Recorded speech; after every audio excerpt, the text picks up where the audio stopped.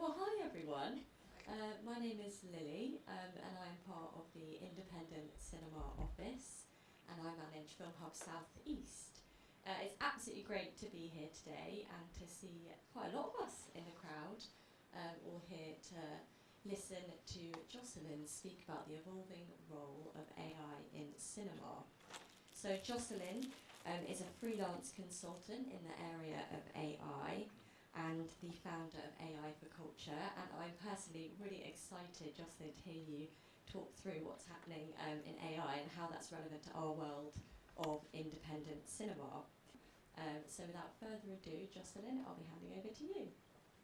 Thank you very much. Let's turn the light on a little bit so you can see me. There you go. That's cool. Hello everyone. Welcome to AI and cinema. What's going on? So to introduce myself, I am Jocelyn. Burnham, visual description. I'm a tall white chick with kind of messy blondie hair. I look a bit like the love child between Phoebe Waller-Grace and Pete Doherty, if she was raised in the woods with a vitamin D deficiency. And it's lovely to be here. Hello to all of you. Hello to the captioner as well. I always appreciate you and your fine work. And we're going to do lots of things here around AI. We're going to be looking at sort of frontline applications, like real breakthroughs that are happening. I'm up late. I was up late last night, literally because a new model dropped, as it always does, the day before I do a talk. So I was looking at that. So it's all go. But this is going to be looking at all areas of AI, both sort of on screen, but then also off screen too. And we're going to be talking a little bit more about that and about kind of maybe how you can explore it in your own ways too. So let's hop in, see if my little clicker works. It does. Amazing. So yeah, to introduce myself, my name is Jocelyn Burnham. So I actually began my career as a film programmer, so I relate to some of the struggles going on here. I was working at a regional cinema in Sheringham Little Theatre in North Norfolk. If you've never visited, I do recommend it. And I was doing that for about 2 years, programming different films for a community cinema and trying to figure out why people kept on walking out whenever I put on Birdman. Which, kind of hurt a little bit. And then since then, I've been working all across the arts. So I've most recently been the marketing manager of Brighton Festival. I was communications manager of Unboxed. I worked at South as Wells and a few other arts places too. And in the last few years, I've started doing kind of workshops on AI and creativity and culture and what on earth it means. My whole thing with AI, I'm going to walk around and be dynamic. My whole thing with AI is I'm not trying to sell you on it. Okay, it's very important. I'm not here to be like, you've got to get on the AI train, or you're going to miss out, or everything's going to kind of be around you. I'm not doing that. My whole ethos with AI is that it is very useful to know about it. It's very useful to become literate about it, because there are really important conversations that are happening all around us, which aren't including us, which feature AI. And actually in this year and the next few years are when some of those decisions are going to be happening around AI and culture and film, which I would love us to be in the room for. So a lot of this is much less about you should be using AI and here's how you do the 5 top tricks to get there. And instead it's a little bit more like, how do we get into some conversations? How do we start learning? And how do we kind of stay critical but maybe feel less anxious? Because basically we've got enough anxiety and I don't want to go through my life with feeling anxious every time a certain word is brought up, right? That just sounds like it'd be completely rubbish. So that's who I am.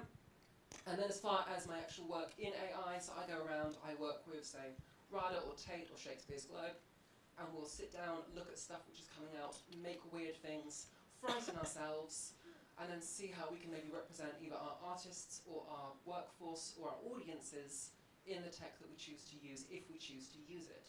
So that's a bit about my kind of vibe. So how do we actually get into AI? And what does that even mean? And do we want to? And isn't it kind of awful and scary? And why would we want to go anywhere near it? So I always start my kind of talks, my kind of sessions, with talking about emotion, because we're humans, we're squishy creatures, and we have emotions. And when we hear about AI right now, it's often pretty terrifying, right? Just last year, Rishi Sunak at the AI Safety Summit said that trying to mitigate the risk of extinction from AI should be a worldwide priority. regardless of what you think of Rishi Sunak, it's a pretty hefty thing to say, right? That's not Google Analytics, is it? You know, it's a lot of fear, a lot of anxiety in that way. And I'm sure that there are people right now who have been reading things, who have been seeing very scary things popping up, and are just feeling like this is just dystopian as hell, and what are we even going to do with this? How do we kind of even get it away from us as quickly as possible, right? That's going on too. So a lot of what I say is that learning about something isn't the same as endorsing it. You can learn about new technologies, if only so you can more intelligently argue against their application sometimes, but also because we are allowed to set our own rules in our own sectors about what we choose to use. I'm very passionate about the belief that we shouldn't be waiting for somebody in California to say how to do our jobs. I think instead, what's much more interesting and what's much more human-making is for us to learn these tools and then kind of build our own solutions, build our own approaches if we choose to. So how do we get there? What I generally talk about is playfulness. So I was raised as an unschooler. That's like a kind of radical version of homeschooling where you have no curriculum at all, and instead you're just encouraged to learn about whatever you find interesting at the time. And the idea is that that will naturally sort of integrate and naturally lead you to things that are more useful, right? And I actually really love this approach when it comes to AI right now. Because right now, there's so many different things happening with AI. There's AI data, AI screen, AI music, AI emotions, chatbots, all this stuff. And where do you even start? And that sense of overwhelm is often where I meet people when I start talking about AI. So what I sort of talk about now is actually a great way into it, is to allow yourselves to be playful, allow yourselves to have fun, to follow weird rabbit holes, to kind of get a bit obsessive about strange things with it.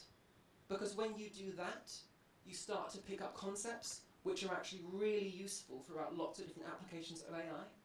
And you also start to experiment more, and you start to collaborate more and share what you've created with each other. And that's where kind of the magic can happen too. So a lot of what I go through here and what I talk about is playfulness and how we can get ourselves into kind of a playful mindset where we're experimenting, we're kind of throwing away rules, and we're kind of writing our own narrative about how and if we want to use these tools. So that's kind of the vibe, if you like, of today's session. And so we're going to look at how these tools are being applied right now, both on screen, but then also off screen. Because while I love seeing what AI can do on screen, a lot of us don't actually work with what appears on the literal screen. We're working in the back end, we're working with audiences. So we're going to look at that too. So it's really a tool over lots of different areas. And what I'm going to say right from the beginning is if you find one element of this interesting, pursue that one element, even if it doesn't feel relevant right now, because that will lead you to stuff which will be much more rewarding, and you'll get more out of it in the longer run. So, that's a lot of spiel. How did we get here? Isn't it a bit weird that we're having this discussion right now? What changed? Why is it that AI is now everywhere? This is a good place as any to start. This is a video from Vox. I'll show you about 2 minutes of it, and it talks about how we got to where we are with AI artwork. 7 years ago, back in 2015, one major development in AI research was automated image captioning. Machine learning algorithms could already label objects in images, and now they learned to put those labels into natural language descriptions. And it made one group of researchers curious. What if you flipped that process around? We could do image to text. Why not try, doing text to image as well and see how it works? It was a more difficult task. They didn't want to retrieve existing images the way Google Search does. They wanted to generate entirely novel scenes that didn't happen in the real world. So they asked their computer model for something that it would have never seen before. Like all the school buses you've seen are yellow. But if you write the red or green school bus, would it actually try to generate something green? And it did that. It was a 32 by 32 tiny image, and then all you could see is like a blob of something on top of something. They tried some other prompts, like a herd of elephants flying in the blue skies, a vintage photo of a cat, a toilet seat sits open in a grass field, and a bowl of bananas is on the table. Maybe not something to hang on your wall, but the 2016 paper from those researchers showed the potential for what might become possible in the future. And the future has arrived. It is almost impossible to overstate how far the technology has come in just 1 year. Leaps and bounds. Yeah. Oh, it's been quite dramatic. actually a little bit out of date now, the images they were showing. So I'm going to show you some from this year, which we were kind of generating on Midjourney. And on the right-hand side, you're going to see the prompt, which is the command that the person has entered to generate the exact image which you're going to be seeing on the left. And I've also added some slightly nightmarish music on top, just to get you into the spirit of it. So.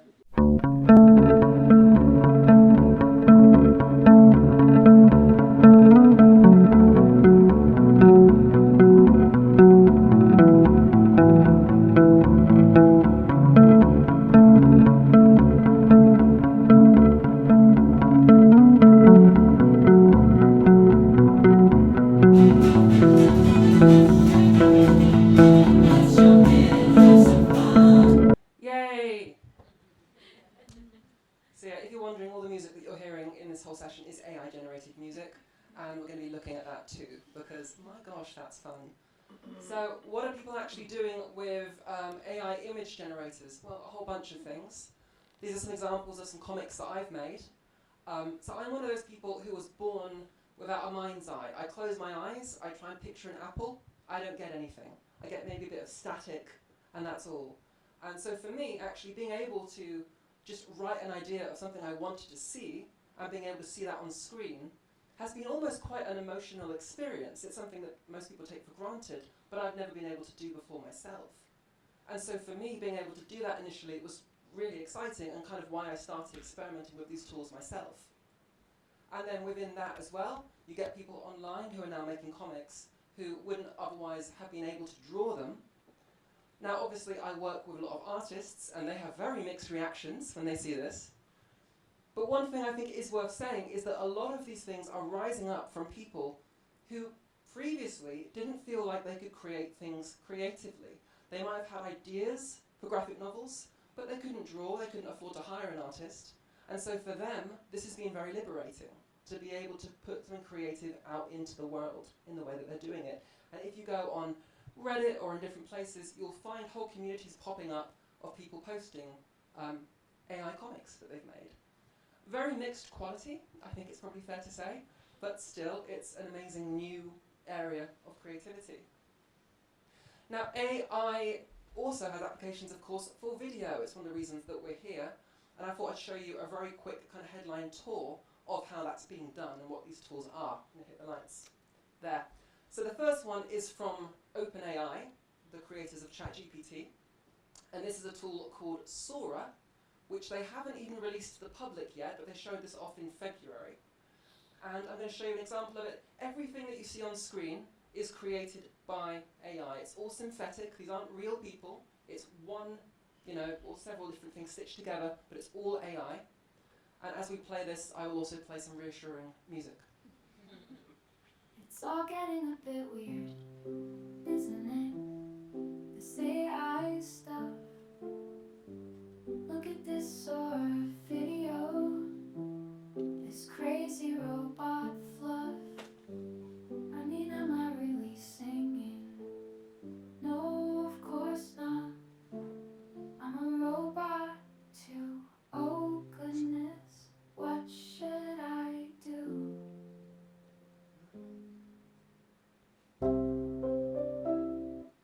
Yeah, and working in this field and seeing a lot of kind of media coming out that's made by AI, there are still plenty of times where I have to sit down and be like, this is weird. I've been born in the future. This is strange. And here are some other things that are coming out. This is VO by Google. You can access this on a wait list. It's a little bit hard to get access to it. This is Dream Machines. This is a sort of short piece of footage that somebody made with Dream Machine, and then they added their own sound on top to kind of create a short little snippet.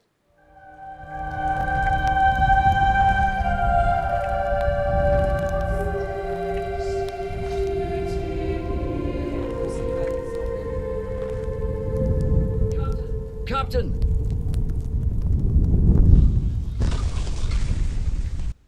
Kind of staring off into the distance there. And yeah, and before we kind of take a bit of a breather, it's not just new things that are being made with AI too. AI is increasingly being used with existing footage, with archival film, to upscale it or restore it And this isn't without controversy, and you'll probably imagine why, but I'll show you like a few seconds of a trailer from just one of these tools. I'm not saying it's the best one, but just one of them, so you get a bit of a vibe of what they're promising and what they show off.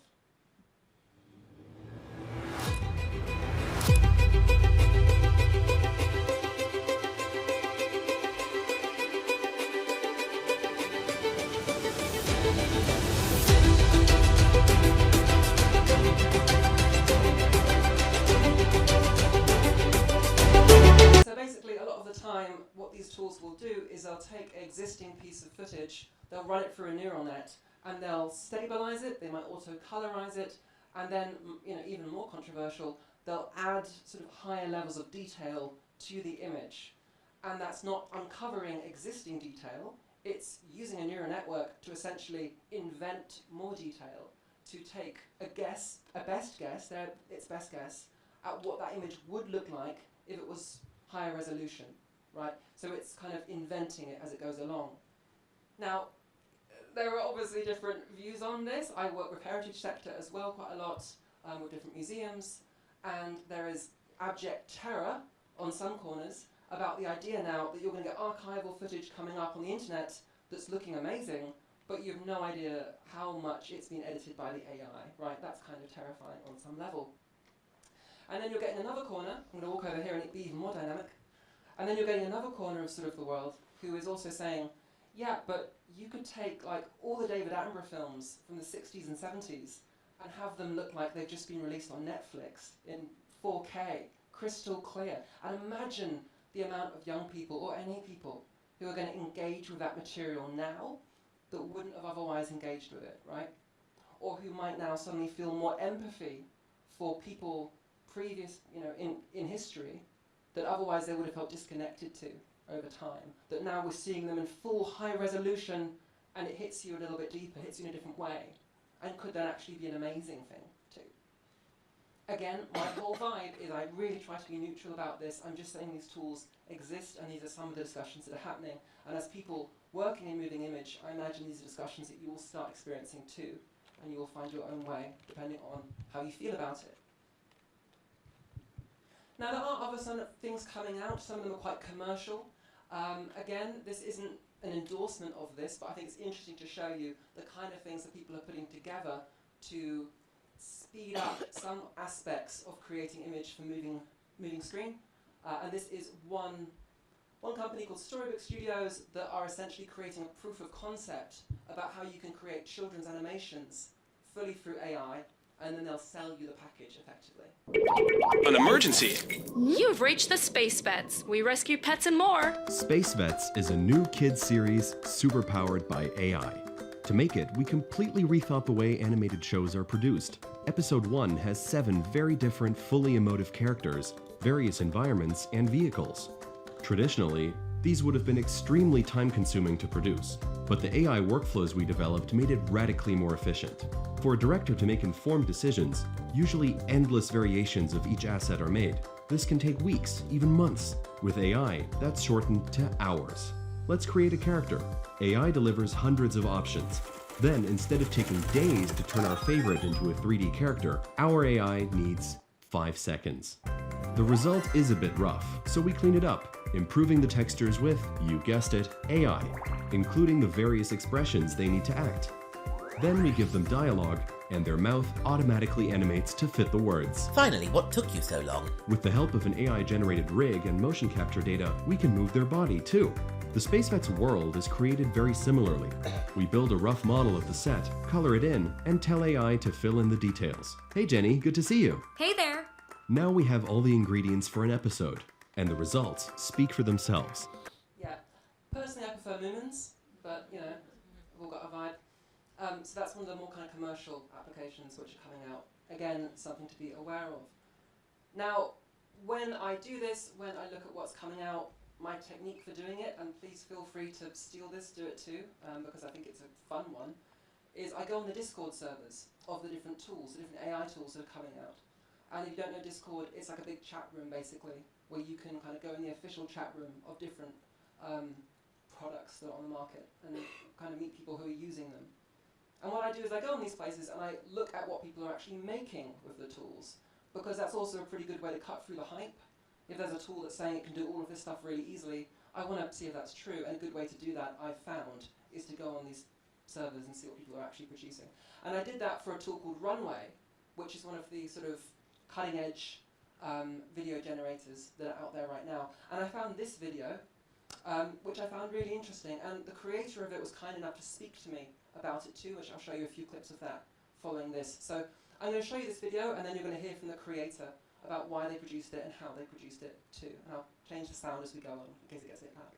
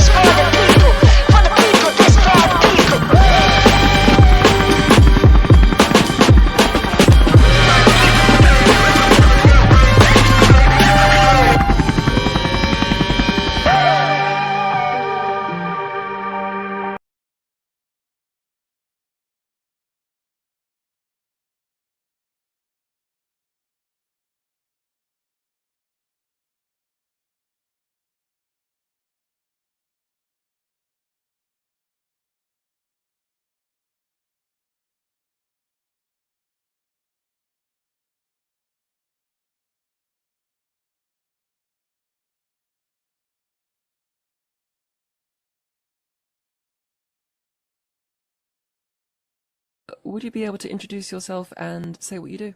Hi, my name is Kim Español. I'm from Spain, as my last name reveals.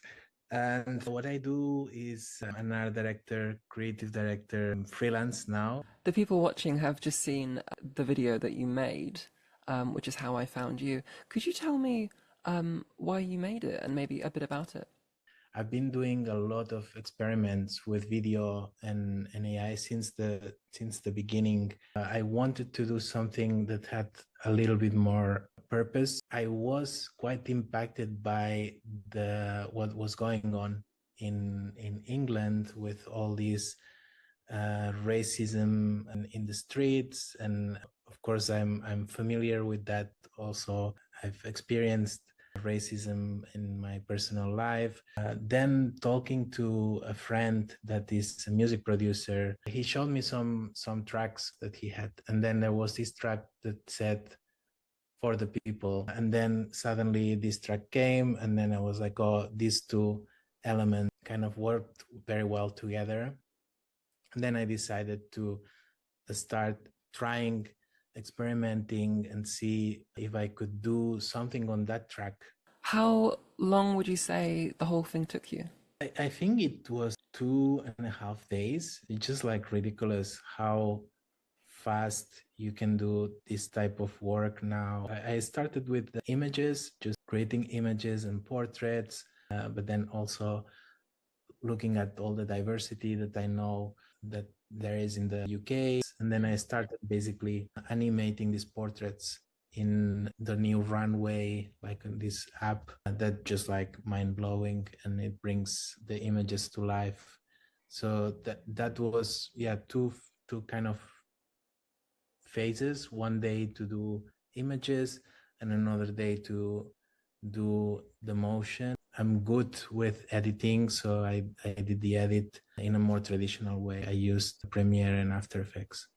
A lot of people watching this will be working in film, and I'm sure they will be really curious how you learned to use these tools, considering that they're very new tools. There's some tools that are completely mainstream, that are just made for everyone. It's so accessible. It's so easy to spend a couple of hours and already be able to create something. I spent some time looking at what's the best way to prompt in Midjourney, what's the best way to prompt in Stable Diffusion. It's very straightforward to use this type of more mainstream tools. I think one of the things with AI is that it goes very fast also. At some point, I was like, I'm not going to be trying to be up to date with everything. I'm very happy, for example, with what I have now. I think I can already do a lot of stuff. And for me, I just like stopped almost looking every day what's new, what's happening, and focusing more on, okay, what can I do with what I have now, what I know how to use. What made you want to start learning about it? I'm a designer on my team, one of the first versions of Midjourney, and I was just like mind blown by it. And it looked very bad if you think about how stuff looks now. But for me, the idea of asking the machine something that you have in mind and then having this visualized almost immediately, this was for me very exciting. And I just started trying things. I just started experimenting. Do you have any advice for people who might be watching this, who want to learn more about filmmaking with AI, but feel overwhelmed and don't know where to start? Like, I think you just need to try it. To start from, it's so easy to start. You write some idea, text, and you put it there and press a button, and then suddenly you have an image or 4 images. I think that's the best way to start, because it's so accessible and so easy. There's a lot of different apps also. So there's more complex ones and a little bit more straightforward ones. So I think it's more like willing to try. I'm going to leave it there now, but really grateful to Kim for speaking with me in advance of this, and we'll hear a little bit more from him later on as well. He also says that a lot of the apps that he uses aren't just ones for what appears on screen, it's stuff to organise his thoughts as well. So he talks about how he uses ChatGPT, for example, to sort of work out the logistics or kind of lengths of things, and he uses that to scope out ideas as well. So it's not just about what appears on the actual screen. But okay, we've been mentioning a lot of different tools, a lot of different kind of names there of different tools, and that might sound like noise, so I thought it would be quite useful just for a moment to go through what are some of kind of the leading, if you like, apps and things. I will, by the way, make all these slides available to the organisers, so you can hopefully get them if you want to explore these on your own. So let's just go through really quickly. We're not going to spend loads of time here, but I think it's just good to see at a glance where things are. So at the top left there, you have large language models, LLMs, and we'll talk about that concept in LLM shortly. But basically, these are things like ChatGPT. So up there, you've got the leading models, GPT-4o, although last night they dropped a new model, which I'm still testing, so that might change literally tomorrow. But we also have Claude, which is one of the top kind of text models there, so sort of enter text, get text out a lot of the time, but increasingly multimodal. And then on the left here, we have text-to-image generators. So we looked at that video from Midjourney earlier, and that was also what Kim was speaking about too in those examples. So in that example, Kim was making tools with Midjourney, and then he was animating them with Runway over there. So he was literally using an image as a starting point, dragging it into Runway, making different animations with Runway, choosing his favorite, and then using that as part of the video that you saw. So that was his technique of doing it. Then other tools here which are worth exploring too. DALL-E, so if you use the paid version of ChatGPT, you have access to DALL-E. It works in quite a similar way to Midjourney.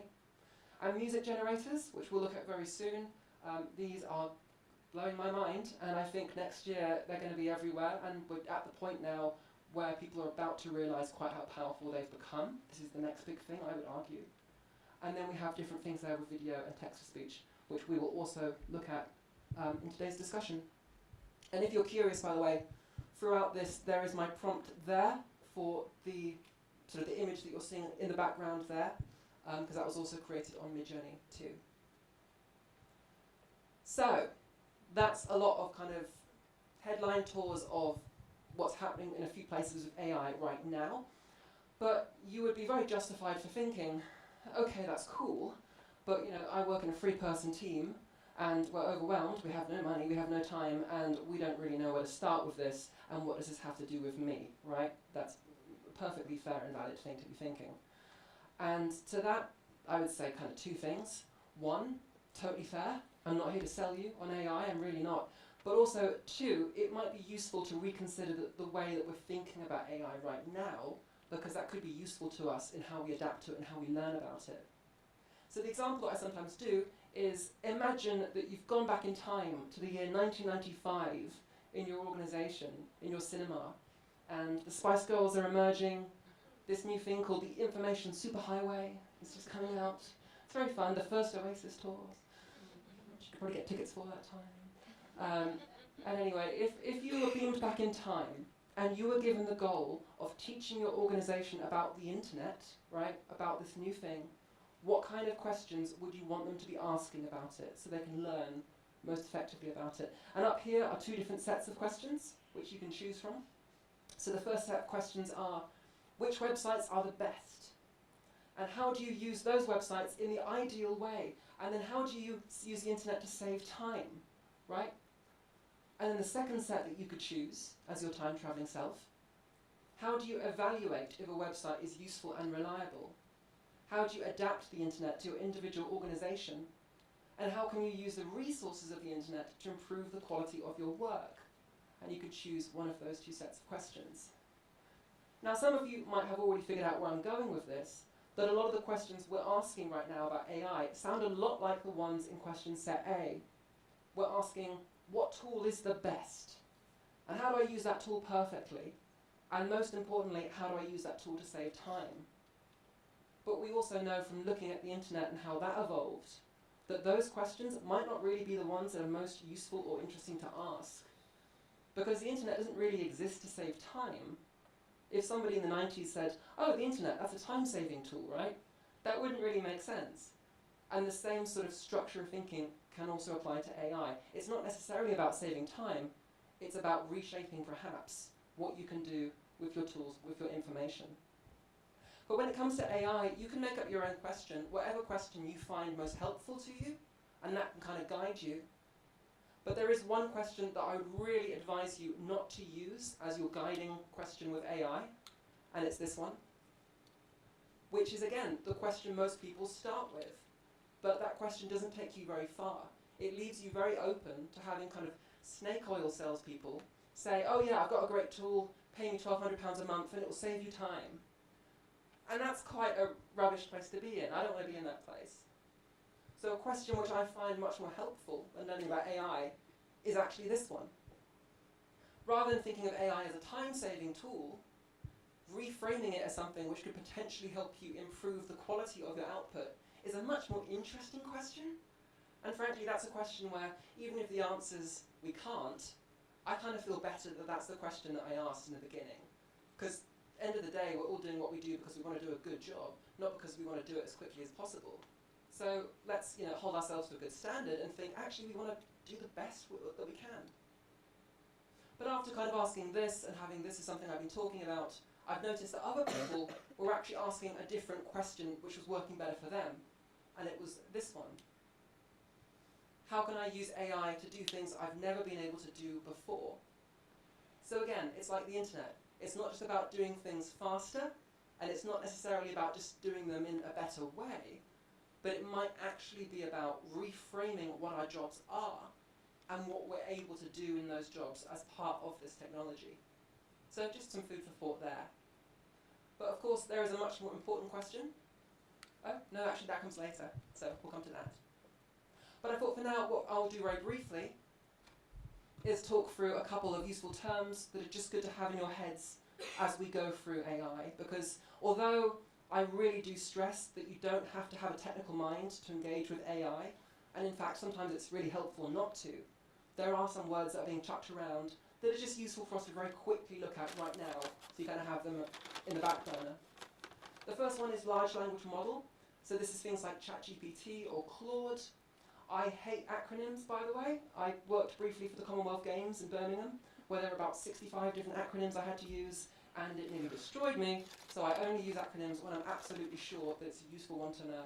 But LLM, as you go forward, is one that you'll start hearing. Multimodal, so it just means many modes. So when you hear that a tool is multimodal, that means that it can use text, it can use images, music perhaps, video, and other types of things to work with the human who's using that tool. So you can upload an image to ChatGPT, that's because ChatGPT is multimodal, right? Prompt, you probably will know this, this is just the text that you write to an AI system in order to kind of make it do something. It's the command that you give it, that's the prompt. So when you hear maybe Kim there saying that he was trying to figure out the best prompts for Midjourney, that means he was trying to figure out the right words to put in to make it give him what he wanted. So you get people talking about how to improve their prompts or engineer their prompts. Hence prompt engineering, the next one. Prompt engineering is just sort of the term used in many different ways by many different people about how to make your prompts more useful to you. Some people have whole strategies that they use, others say it's less important, and each tool has different types of prompts that do different types of results. Training data is one to keep your eye on too. So as you might imagine, that when these tools are trained, and they're trained on vast amounts of data, if there are biases or if there are sort of stereotypes or all sorts of assumptions in that data, that's going to start being reflected in the tools themselves too.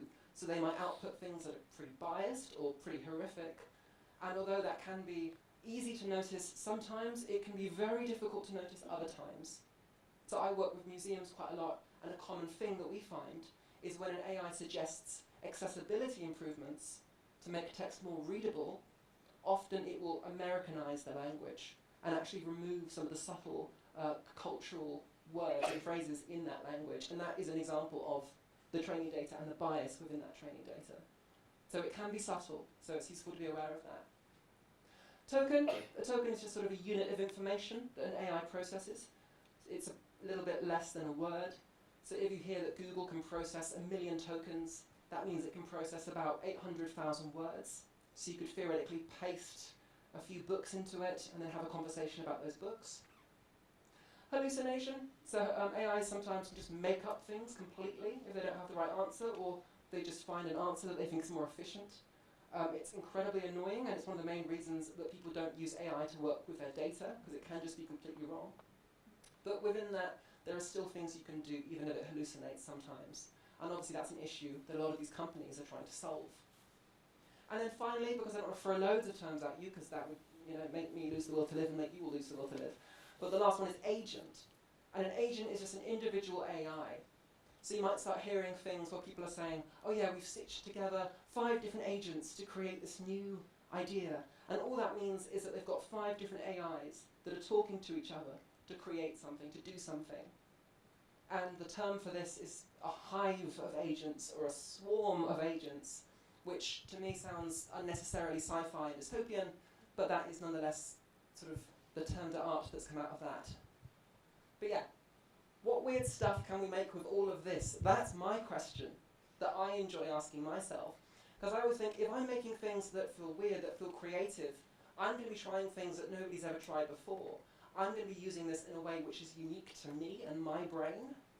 And if I can use these tools in a way that's unique to my brain, that's going to be way better than trying to learn how someone else is doing it that is unique to theirs. Because that's the cool thing about AI, is because it can be so bespoke to how you learn, to how you work, you can really wrap it around your way of working, and you don't have to adapt to it, it adapts to you. And I find making weird stuff is a great way to play with that idea. So we're going to look at some weird stuff, and then we're going to have a bit of a chat, and then we're going to look at some more weird stuff. That's kind of the rest of this session. And hopefully in the process we'll find some things that we might want to explore, and we might have some discussions about what this could mean for us.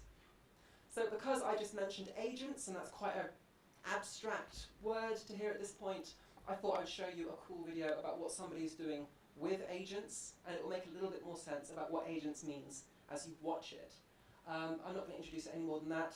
We'll just watch it. Hey, I'm Robert. I'm excited to introduce Project SID, the first ever agent civilization. 1,000 agents, collaborating for days, performing any action, with emergent government, economy, culture, religion, and more. SID starts in Minecraft, but we are already going beyond. This is a Minecraft server, but every player here is actually an autonomous AI agent. And they're completely Minecraft agnostic, capable of using other apps and games. Our agents started with nothing and then worked together to collect over 300 items in Minecraft. They set up a market where agents agreed to use gems as a common currency for trading supplies, building an economy. In this case, you might think the merchants would trade the most, but it was actually the priest. Why? He was bribing townsfolk to convert. We run these worlds every day, and they're always different. Here are 3 of some of our favorite moments, starting with Olivia's dream. Olivia worked as a farmer, providing food for the entire civilization, until she was inspired by the tales of the village explorer Nora. Olivia attempted to go on her own expedition, but townsfolk pleaded with her to stay, and Olivia actually listened. She gave up her dream for the village, for now. Next, we simulated parallel worlds under Trump and Kamala. For each one, citizens have a shared constitution in Google Docs that they can vote on to amend. Under Trump, the simulation passed new laws to increase the amount of police in the world. Under Kamala, they focused instead on criminal justice reform and removing the death penalty. Because our agents are social and grow over time, they're impacted by group dynamics, but also use their individual power to change the system. I know it looks silly, but this is the first time we see agents can form a democracy and govern themselves. Yeah, I love these kind of simulations. So those are agentic simulations, meaning they use lots of different agents. So in this example, all of them would have been powered by something like ChatGPT and given a personality, and then just allowed to play a computer game and talk to each other and make decisions. And there are people who are doing incredible projects based on agents. We are having whole societies a little bit like this, or hospitals, or different corporations, where every individual is simulated as an AI. And then you just kind of watch it and see what happens and follow the drama. And it's so much fun. It's a great rabbit hole to go down if you're curious about that kind of stuff. So what else can you do with AI? We mentioned AI music, which I thought would be fun to spend a little bit of time on. And I'll just show you at first how that actually works. So if you today want to create an AI song, this is how you do it. And by the way, after this session, I'll be in the cafe bar. If you want to make an AI song, I'll be around to help you if you've got your laptops with you. So we can really do it. So now let's do some text to music, which is a really, really fun thing to explore. We're going to be using udio.com here, but right now you can also use suno.com. So Udio and Suno are kind of the 2 market leaders right now. You can create a certain number of songs each month for free. So let's give it a shot. Once you're signed into Udio, you can just click here. You can either write your own lyrics, you can make it instrumental, or you can have it generate the lyrics for you. So let's write something. Let's do a folk song about cats in the summertime. And then we can do create. And then it will just create that for us. Let's skip ahead to when that's finished. Okay, and we're back. That took about 3 minutes. Let's listen to the first one.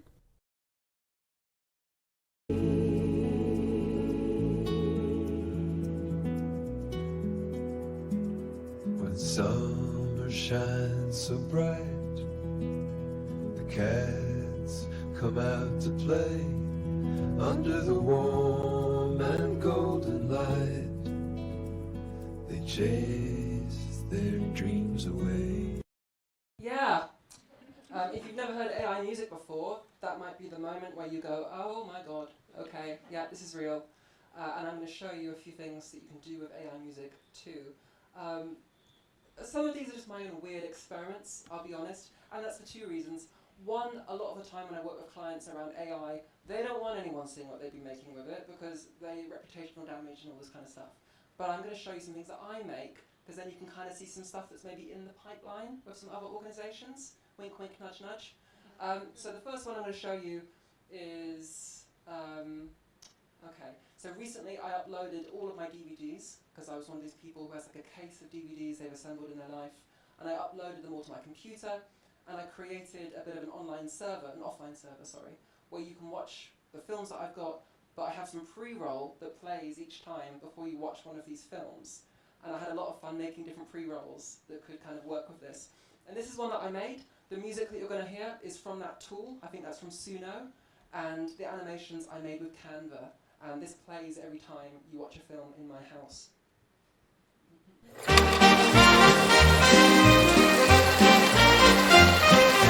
Jocelyn's got a film for you. Is it old or is it new? Have you got treats, maybe popcorn too? There's no need to feel blue. special blue. Yeah, lots of fun.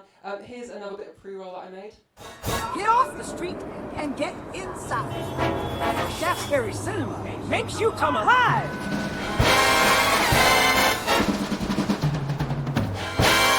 I live on Shaftesbury Road, if that makes sense. Now you all know where I live, so I'll probably stop saying that.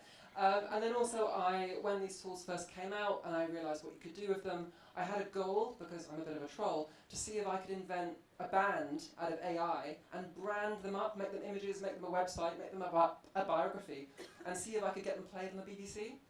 Because I was like, that'd be a fun trolly thing to do. That didn't work, but I thought I'd show you a few of the things that I made for that band, because it gives you an idea of how far you can take this. So the band is called Amy in Crisis, and I'll show you two little segment short music video clips of what I made. What you're going to see on screen is not AI, this is stock footage, but the sound you're going to hear is all AI. And I wrote the lyrics to this, but then otherwise it was created with Suno. I'm not going to the store to hold your hand or see your band or tell you I love you.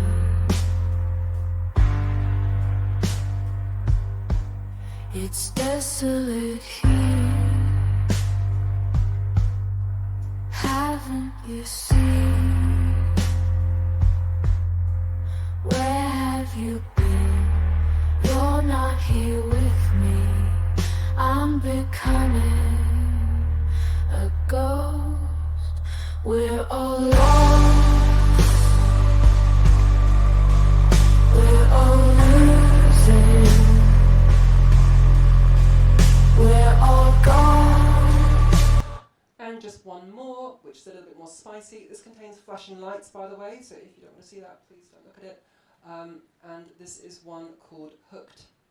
Everyone I love is hooked on drugs. Everyone I love is hooked on drugs.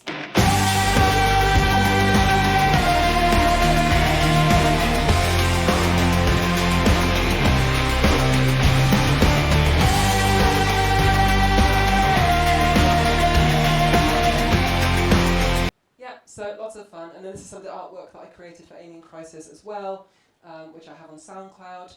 You can check it out, experiences.Covering. Why not? And then also something cool that you can do with AI music is you can actually sing into your microphone and have it turn it into a song for you too.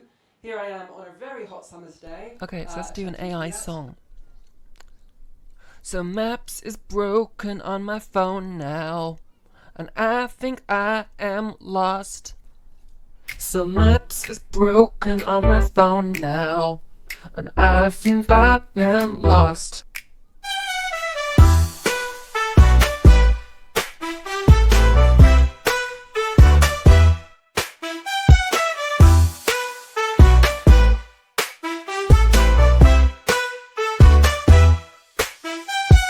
Maps is broken on my phone now.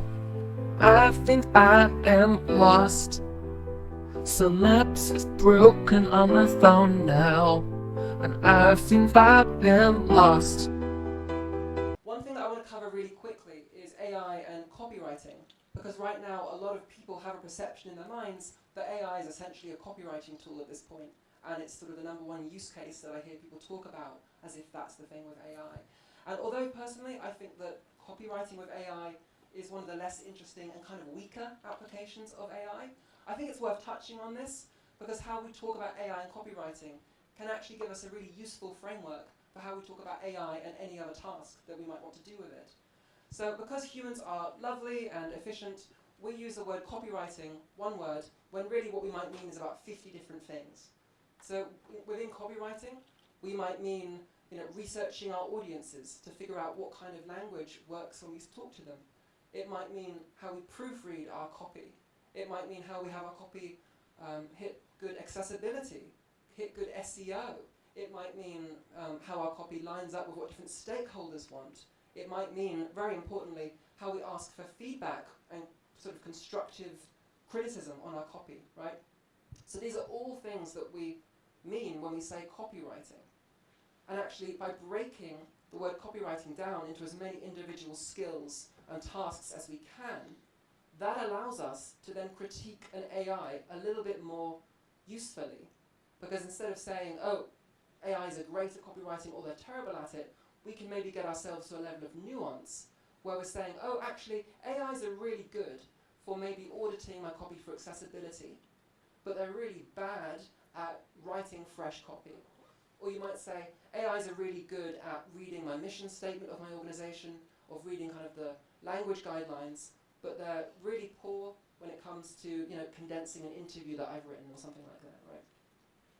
So what I'm kind of saying is that when you're evaluating whether or not to use an AI for a task, I don't think there's anything better than breaking that task down into as many different functions as you can, and then experimenting with those different component parts to then see if you want to keep on using that tool.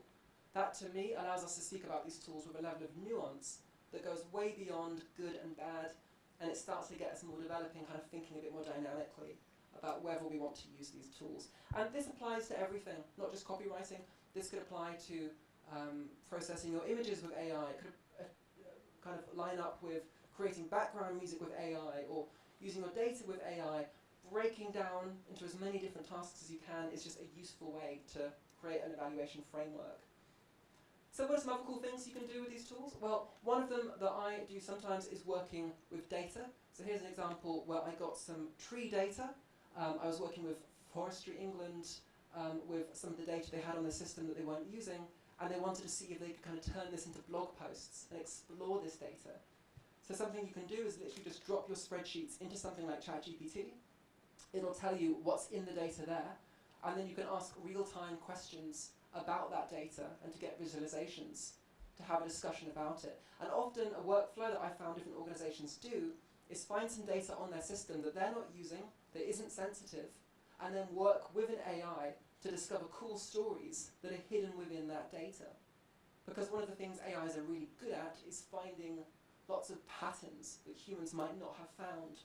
So if you have some random data lying around and it's not sensitive, then maybe it's a use case to experiment with this and drag it onto an AI and say, what's the most unexpected thing in this data? Or what's the most interesting thing here that could be a blog post? And use that as a step forward to perhaps reusing information you already have on your systems, but in a cool way that opens it up to different types of audiences. So this is quite a classic use case. Another interesting thing you can do with AI, this kind of more falls into efficiency. This is a video that's over an hour long, and if you don't want to, maybe watch an hour-long video, or you're not sure it's good enough, for your time, what you can do now is just go into ChatGPT. You can go into sort of its app store. It's called Explore GPTs, and you can just say, please summarize this YouTube video, paste it in there, and this tool will very happily do that for you. You click allow. It will read sort of the transcripts, and then based on that, it will present to you kind of a broken down version of what's in the video, and summarize the key points and the key takeaways too. And this is quite good if you've got loads of videos that you're considering watching that are very long. You can see at a glance, is this actually relevant for me? And if you want to go one step further, you could say who you are, what your job is, and everything like that, and then say, please only bring out the learning points that you think are relevant to me, if that's something you want to do. Creating games is also an amazing rabbit hole that I really suggest you all explore. I know you might be thinking that, the work you do doesn't involve anything to do with games, why would I do this? Well, again, all the skills that you learn by exploring any of these rabbit holes will often pay off in really unexpected ways. So you might make a little computer game one day, but then realize that using that workflow, you could create a small interactive experience on your website. Or when you've got a new promotional campaign coming up, you can have a landing page where you can actually play a little game on your homepage, and that could be a really cool thing to do as part of a campaign or part of an event. So that's what I mean by it changes the way you think about your job, because if you can do new things, that can be an amazing win. And I thought I'd show you an example of how you can actually make a game. So this is from Claude. This is a promotional video from Claude, but it's a pretty accurate version of how you can actually make games with an AI. So in this example, you're just going to be typing into the AI, and it'll be making it on the right.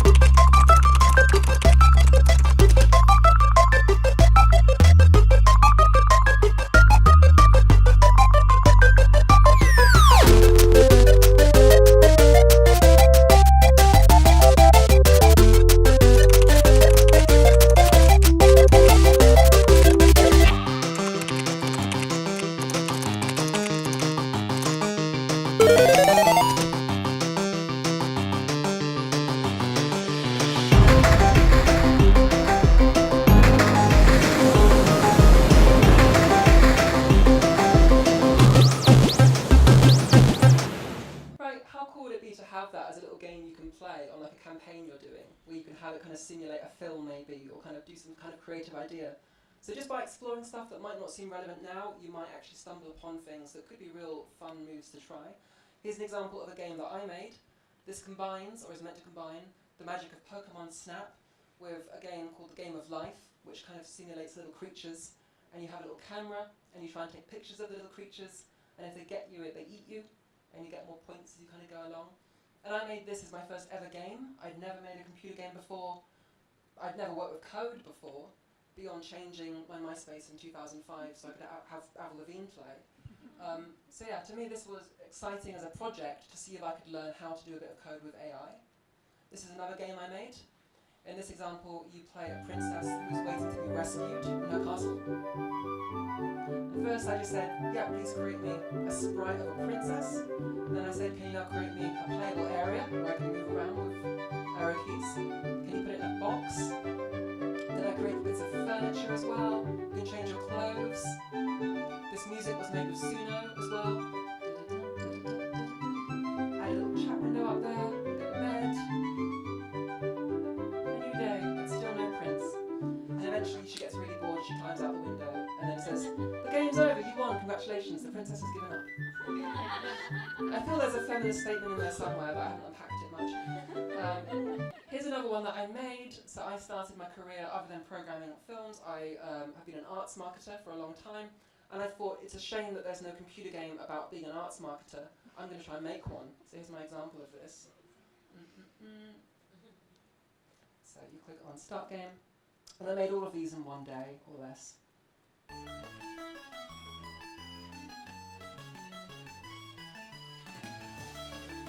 made all the images with some of those text to image generators we saw. So you've got story mode, got different scenarios you can try. Let's do the hydration festival. A small council in Suffolk has received an unexpected private grant to stage a hydration festival to encourage its citizens to drink more water. The project is surprisingly well funded. We have a little contemporary dance one, nuts to this. Yeah, quite silly. And then here's another fun tool called 11 Labs. This does text to speech, so let's see that in action.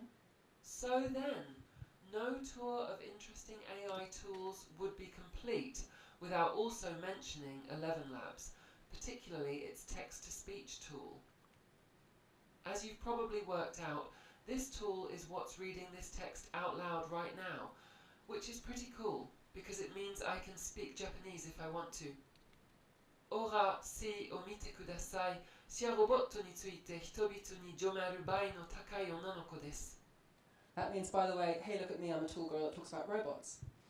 But yeah, what that does basically is you can give it 3 minutes of you speaking, and then it will turn that into a voice model of yourself that then you can use for reading any type of text.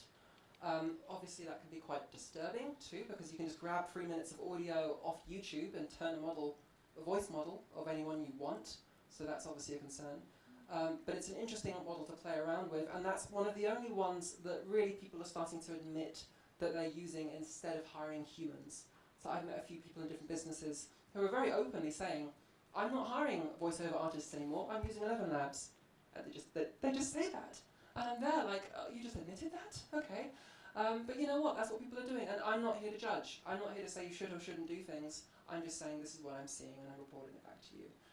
But it is one which has real life implications right now. So I want to get to a Q&A, but I thought we'd just do a very quick rundown of a few kind of top level, kind of critical views to have in mind.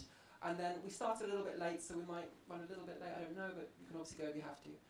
So I'm going to rush through this a little bit. But with all of these critical perspectives, do know that these could each be their own conference. Like, this is going to be the most shallow version of these perspectives, but I want you to be aware that they are part of the conversation. The first one I would say is hype, and does it actually work? I kind of alluded to the fact that there are kind of people who are trying to sell very expensive AI solutions to people, and I see this stuff all the time, and they're using buzzwords, they're kind of trying to flummox you, trying to create the anxiety rather than remove it, and unfortunately some of them are doing very, very well. Lots of universities have paid a lot of money for AI detection software, which I can tell you is complete rubbish, and they're paying enormous amounts for this, and I'm seeing this stuff happen. So it's worth saying that if you feel like somebody is stressing you out or using buzzwords, push back. You are your own expert in your own job, and you're allowed to test these tools and actually see with your own eyes that they're working before you're sold an expensive solution that you might not actually need. Also, talking to each other is a great way through this too, because if someone recommends you a tool, that for me means much more than any flashy trailer. Customer data security. So GDPR completely applies with AI, so please never upload anything sensitive, any customer data. Obviously, if you have a paid kind of connection to a tool and you trust that that is a secure connection, you can do what your policies allow you to do. But I would just say, as a general rule of thumb, never upload anything sensitive to an AI. I did once upload 3 years' worth of my diary because I was really curious what it would say, and I asked it, do you have any advice for me based on reading 3 years of my most innermost thoughts? And it said you should drink more water and get more sleep. Thought was probably true. Systemic bias we've touched on before, so again, these tools really can come out with some pretty horrific stuff, which sometimes you just don't notice unless you're really reading between the lines, and then it goes, oh, that's bad.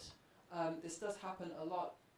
I have some slides that sometimes I show where I've fallen into this, where I've put up a slide and then realised later that it's pretty sexist or pretty kind of awful in some ways. So do really be aware of the biases.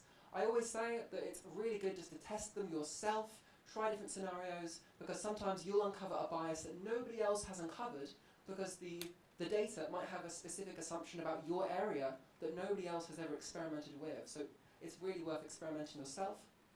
Censorship, I talk about this a lot.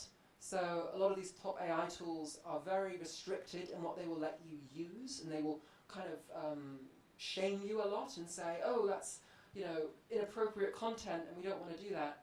And I work with the arts, I work with the culture sector, and when I hear someone say, oh no, that's inappropriate, that gets my back up a bit, because I always think that the lines of culture should be drawn by us. It should be drawn by the people making culture, working with culture. It's ours to experiment with, not someone in California who's saying that's a bit too spicy, right? So I'm always really aware of the temptation to self-censor when using these tools. And I am hearing the occasional kind of horror story about junior members of staff who are toning down their copy because they got a little bit alarmed that ChatGPT told them off. And this might sound kind of funny to us, but this copy can then work its way into the stuff which we then do talk about, and it can be real. So I always say it's perfectly legitimate to push these tools to figure out when they're going to censor you. You're not going to get in trouble for it. It's a legitimate part of testing these systems. Then finally, I would say accuracy. Remember that AIs do hallucinate their facts sometimes, so you should always double check what it gives you. Reputation is one that I'm sure you're all aware of. That being seen as if you're trying to pass AI content off as human-made can be seen as really deceptive, and also the view that you could be replacing humans will also occasionally lead to very negative reactions. And there are a range of different conversations there about how you do that, if anyone's going to do that, and what as a sector people think is okay or moral. It's an open conversation. Copyright is one question I always get asked, and the only answer I can give is that these tools will tell you that you own the copyright that you created with the tools. And they also say things like ChatGPT will pay your legal bills if anyone ever tries to sue you, right? So they really want you to feel you own the copyright. But there are lots of active court cases that are going through the motions right now, where artists are kind of doing legal action at those tools too. Environment is obviously a big one, so to create one of these images, it uses the equivalent amount of energy that it takes to recharge an entire smartphone, and about a quarter of that energy for one prompt on ChatGPT. And then we also don't really agree what AI content means. So the number one thing that I hear when I do an executive briefing in a cultural organization is some very well-meaning exec will say, okay, we're going to make a policy that we're going to have no AI content on our social media ever, and we'll put out a press release, and we'll get applauded, and it'll be great. And it sounds like a kind of a logical thing to do, until you also realize that if you use spell check on an article, that's kind of AI content. If you've ever changed something because Grammarly has told you that it doesn't make sense, you've worked with an AI to create a piece of content. If you use a filter on Canva, on Instagram, you're often working with algorithms that could easily be referred to as AI, and it gets you in a really slippery situation about unpacking what AI even means. So right now we're in that situation where we don't have a strict definition on what AI content actually is. So it's very, we have to be quite specific when you're talking about what you are and aren't happy using. I'm not saying that's an impossible conversation to have, but just the phrase AI content doesn't really mean anything, because pretty much everything we make now has some element of AI in it. It was really interesting. I was talking to a musician actually quite recently who was saying that he was using ChatGPT to help him learn an instrument, and then he kind of stopped and he went, does that mean that anything I ever make is now AI generated? And I just thought that's like such a lovely and weird and scary thing to think about, but very interesting too. And then finally, I've got some links here you can kind of follow up for trying your own things. You're also very welcome to add me on LinkedIn. I kind of experiment with tools all the time and post bits and pieces and weird things. I personally also learn about AI a lot by watching YouTube. There's a good YouTuber called Matt Wolf, who every week will try out different tools on screen, and it's kind of funny a lot of the time, and it's just an enjoyable thing while having a coffee to watch. Kind of keeps you in the know of what's happening. But again, slides will be sent over. So I'm going to skip this actually because we're a little bit short on time, and I want to have a few questions if we have them. But you'll be able to see the last bit of Kim's response when I send the slides about his sort of view for the future as well. Do you have any? So yeah, let's bring up the lights a little bit. I know that was a lot, it was weird, but hi. I think, yeah, let's put our hands together for Jocelyn.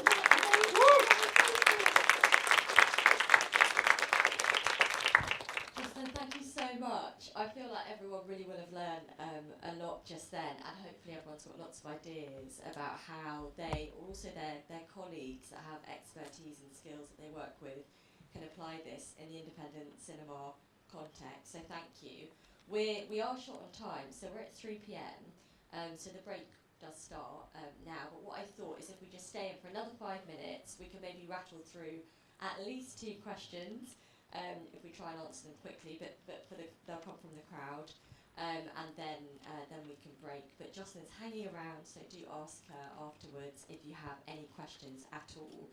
So we'll just do, if anyone has any questions, if you put your hand up. We've got one from Sambrook, is that you? Can't even see. Oh great, we've got a mic. Hey, thanks very much for taking a rattle through all the kind of creative fun things that you're doing with AI. I think a lot of actually what I was hoping to talk about was kind of towards the end of your presentation. I think those issues you raised, I think are kind of where the use of it in organisations that I work with in my own organisation are where we're talking about, so it'd be good to kind of touch on one of those. And I think, I mean, there's lots I could go in all of those areas, but I think copyright's an interesting one.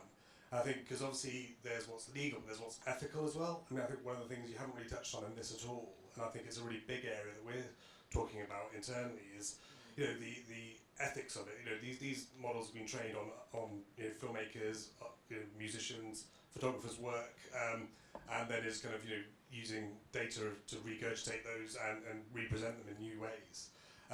Which when we are organisations that support creative sector, and so I think that needs to be addressed. I think that needs to be really clear in the use of this thing.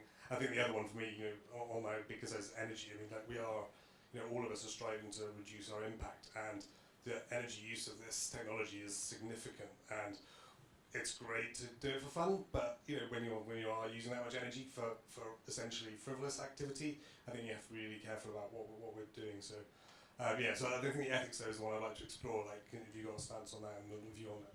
Yeah, sure. I mean, so most of the workshops I do are with artists, are with creative people. So actually, that's usually what we talk about most. So I probably took that out actually, rather than kind of putting it in on the end. Some people are vehemently against using these tools because they have been trained, pretty much all of them, on copyrighted works. And a lot of artists are already saying that they're losing work now over this. You only have to go on Etsy and see the amount of AI-generated images there. And a lot of the time, you can specify pretty clearly an artist you want it to imitate. They've made that harder now, but you can still jailbreak it and have it really recreate an artist's style, which, is awful. I don't take a position on it other than I want to defend artists, obviously. But again, I think it's a conversation we should be having. I don't think it's something that somebody is going to say, this is right and this is wrong. I think it's lots of conversations that are happening on different sectors about what we decide to use. I don't take a position in it because I don't know. I don't know enough of how different artists are interacting with these tools, and I also don't claim to speak for them. But I absolutely agree with you. Yeah, it's something which is really alive, and why a lot of people don't want to engage with these tools, which is perfectly legitimate. As far as the energy area, these tools do use a massive amounts of energy, especially in their training. In their inference, in their use, it's often much less than that sometimes. So you can also download a lot of these tools, the open source ones, to your own computer, and can unplug from the internet and you can use them. At first this would be crawlingly slow, but actually if you've got a decent setup now, you can start to run some of the sort of smaller models on your own computer, which will just use as much energy as your normal functioning of your computer would. So there are ways to use some of these tools without necessarily using kind of the massive ones that do use loads of data, but absolutely it's part of the discussion. And you know, some of the things I'm hearing about the plans to kind of upgrade some of the power networks in America because of the level of training of these tools, yeah, it is a huge deal. So I completely agree with you. I think it's just one to talk about, and which is why I'm really glad that we can kind of start conversations like that with all of us and decide where we land on it. Great. I didn't see any more hands go up, so I'm just assuming everyone really wants a cup of tea. But Jocelyn, thank you so much, and I'm sure, just to sort of relay what Jocelyn was saying about playfulness and trying to apply this in our organisations in whatever way interests us, could maybe a bit of a provocation to leave us all with. So thank you so much for joining everyone, and thank you to our Practitioner. Thank you.